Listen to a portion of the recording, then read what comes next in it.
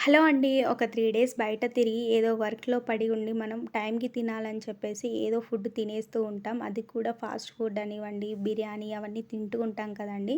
ఆ టేస్ట్ అప్పటికి మాత్రమే బావుంటుంది. ఒక 5 మినిట్స్ వరకి మాత్రమే.